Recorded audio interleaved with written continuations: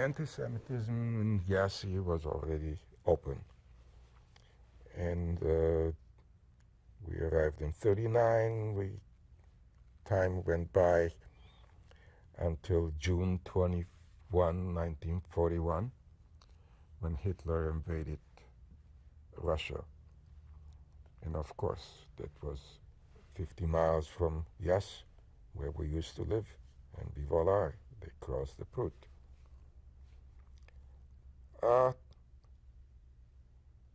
We were shaking at the sight of tanks and soldiers and this tense situation.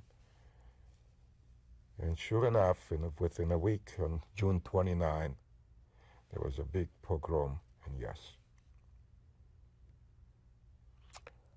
The authorities, the Romanian authorities, issued an order that all Jews must come to the city hall, to obtain identification cards or exchange any that they might have had. My brothers ran, and my father and myself stayed home. He said, no, we will wait until everybody else got their cards, and then we'll go.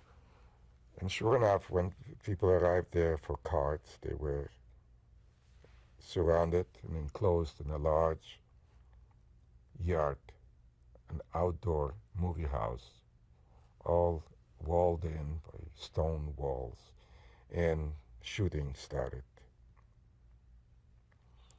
My brothers were among the first to come, so they were settled by the wall, and they were able to jump the wall and start looking for shelter.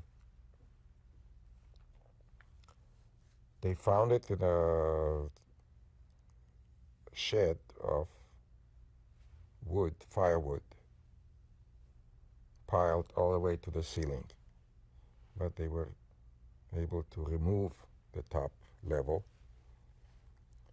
crawl in, and replace the front, so that whenever soldiers came by, they could see wood, firewood. Myself and father at home. In this apartment lived about 30, 40 Jewish families. A large building with a large basement, but an unfinished, just a cellar. And that cellar had 5, 6 exits or entries, such that when they came to look for us in one entrance, mothers and female women were able to send them away, that we already went to the city hall, and send us to the other corner of the basement, and vice versa, wherever they came from. They came to see that everybody went to get their ID cards. And this way we ran through and could see what's going on outside, but we escaped. I have a couple questions. So they were only demanding that the men and boys... Yes, go. And who was doing this action? Was it Romanian police only? Was it Germans? Both. The Romanians were rounding up the people, the Germans were doing the killing, the shooting. They stopped shooting in the morning, and about 11,000 people were still alive. They marched them to the train station and packed them into cattle cars and started traveling them from Yas to Podilwaye, again and again, back and forth. And every now and then they would pour lime which gave off the fumes that killed of the 12,000, about half or three-quarters of them died in the pogrom. My uncle was one of them. Some of our friends were in the trains, and the others came out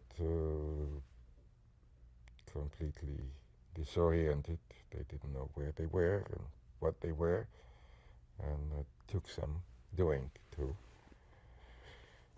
find them. In the meantime, it quieted down in a few days, and my mother and sisters went to look for the brothers because we knew they went in the trains and they went in that courtyard.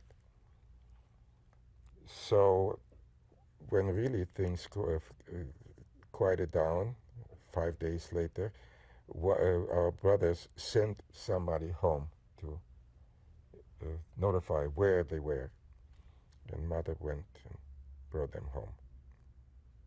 And you and your father were basically hiding Yes. throughout this. Oh, of course. We had little windows where we could look out and see the roundups. And my most vivid impression is that a block or two down the street, one of the streets was a famous temple and a rabbi, and him I saw being dragged, beaten, and killed.